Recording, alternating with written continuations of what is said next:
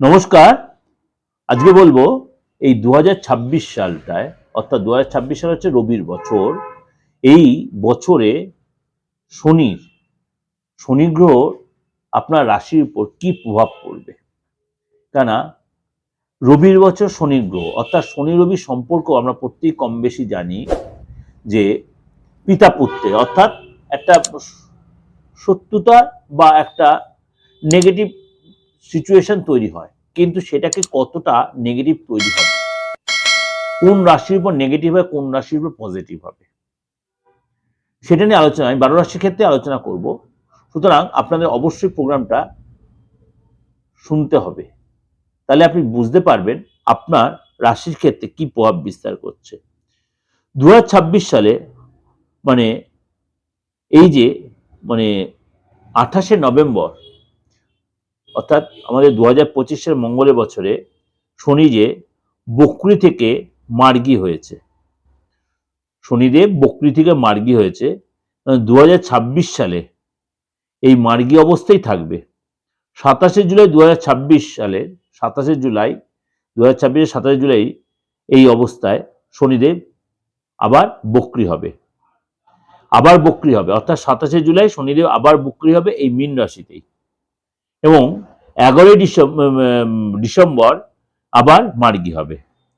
এই অবস্থায় শনি বক্রি অবস্থায় থাকবে এবং 11ই ডিসেম্বর আবার শনি মার্গী হবে। অর্থাৎ 2025 সালে মীন রাশিতে শনিদেব মার্গী হয়েছে এবং 2026 সালে 27শে জুলাই পর্যন্ত মীন রাশিতেই মার্গী হয়ে থাকবে এবং সেই দিন অর্থাৎ 27 তারিখ আবার বক্রি হবে 11ই ডিসেম্বর পর্যন্ত সেই সিচুয়েশনই থাকবে। সুতরাং সারাটা বছর আপনার ক্ষেত্রে কি প্রভাব বিস্তার করবে চলুন একটু আলোচনা করে নিই। 12 রাশির ক্ষেত্রে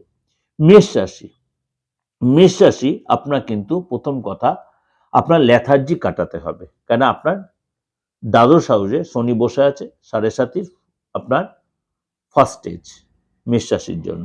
অর্থাৎ আপনাকে প্রথম কথা আপনার লেথার্জি কাটাতে, আপনি যে সেক্টরেই থাকুন, আপনি পড়াশোনা করছেন বা আপনি চাকরি করছেন বা আপনি কোনো প্রফেশনে আছেন, যে সেক্টরেই আছেন, এবং আপনাকে অবশ্যই নিজের মধ্যে নিজেকে অবশ্যই ক্লারিফাই করতে হবে।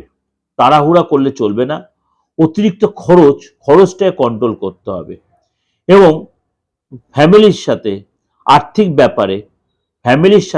আর্থিক ব্যাপারে অবশ্যই সংযমতা বজায় রাখতে হবে।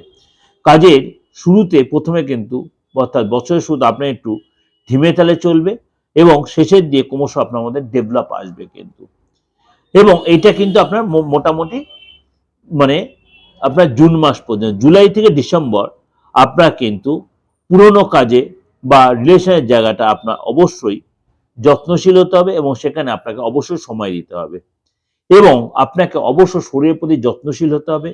তার জন্য কিন্তু আপনাদের কাছে আমি কিছু জায়গায় বলে দিয়েছি, আজকে তো আরেকবার বলে দেবো কোন কোন মাসগুলো আপনাকে সতর্ক এবং সচেতন থাকতে হবে।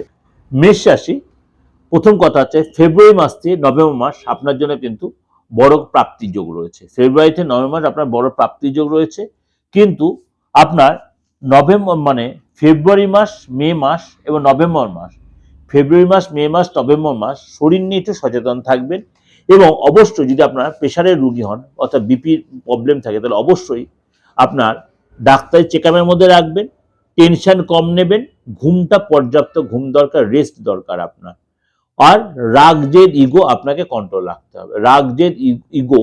কন্ট্রোল রাখতে হবে। অবশ্যই পরিশ্রমী হবেন, পরিশ্রম করলে কিন্তু আপনার এটা সফলতা পাবে, যতই সাথে থাকুক আপনি সাকসেস পাবেন, এটা কিন্তু আপনি মাথায় রাখবেন। এটা আপনাদের কাছে আমি ওভারঅল একটা প্রেজেন্টেশন করলাম, ওভারঅল প্রেজেন্টেশন দিলাম, অবশ্যই ভালো লাগবে, কারণ আমি 2026 সাল নিয়ে আপনাদের প্রেজেন্ট করেছি, আবার শনির সিচুয়েশনের জন্য আপনার কেমন যায় সেটাও আপনাদের ক্ষেত্রে আমি প্রেজেন্ট করলাম, অবশ্যই ভালো লাগবে। প্রত্যেক পুঙ্খানুপুঙ্খ দিলে কেন আপনারা জানতে পারবেন, বুঝতে পারবেন, সারাটা বছর আপনার অডিট থাকবেন না, টেনশন নয়। যদি কখনো দেখছে কোনো জিনিস আপনি সাফার করছেন বা আপনি প্রবলেম ক্রিয়েট হচ্ছে, প্রবলেম ফেস করছেন, যদি অ্যাকচুয়ালি মানেন বা বিশ্বাস করেন, আপনার ডেট অফ বার্থ কি হয়েছে কারোর সাথে কনসাল্ট করুন, কারোর সাথে হাতটা দেখান, ফেসটা রিড করুন। আপনি দেখে দেশের যে কোনো প্রান্ত থেকে, বিদেশের যে কোনো প্রান্ত থেকে আপনি অ্যাস্ট্রোলজি যখন মানেন, আপনি কারোর সাথে কনসাল্ট করেন, যাকে বিশ্বাস লাগে, যাকে ভরসা লাগে, তাকে গিয়ে দেখান, তাকে হাতটা দেখান, আপনার সিচুয়েশন কি বলছে, আপনার মানসিকতা শেয়ার করুন। অবশ্যই যদি আমার কাছে মনে হয় যদি মনে হয় আমাকে, তাহলে ফিজটা দিয়ে, উইদাউট ফিজে উইদাউট রেমুনারেশনে কিন্তু আমি প্রেডিকশন করি না। অনেকেই বলছেন দাদা একটু বলে দিন, লটারির ব্যাপারে বলুন বা আদার্স ব্যাপারে, ক্ষমা করবেন, সেটা প্রেডিকশনে, সেটা বাকচলকি হয়ে যায়, সেটা বাকচলকি হয়, সেই বাকচলকি প্রফেশনটা নেবেন না। এটা হচ্ছে পুরোটাই সায়েন্টিফিক প্রফেশন। যারা আমার দীর্ঘদিন ধরে এই প্রফেশন আছে, তারা প্রত্যেকে জানে আমরা লোকের সেবা দেওয়ার জন্য প্রফেশনে এসেছি। সুতরাং আপনারও যদি মনে হয়, প্রাথমিক হিসেবে যোগাযোগ করবেন। 2026 সালটা আপনার ব্যক্তিগত কেমন যায়, বা আপনার শনির সিচুয়েশনে কেমন যাবে, আপনার ডেট অফ বার্থ নিতে কে যাবেন, নামের বেশ, আপনি যে ধর্মের লোক হন, কারণ সব ধর্মের লোক আমার কাছে আসে, আমার কোনো পেজুটিস নেই, একদম রিপিটেডলি মিডিয়াতে বসে বলতে আমার কোনো পেজুটিস নেই। আপনি যে ধর্মের লোক আপনি আসতেই পারেন। সুতরাং অলওয়েজ ওয়েলকাম।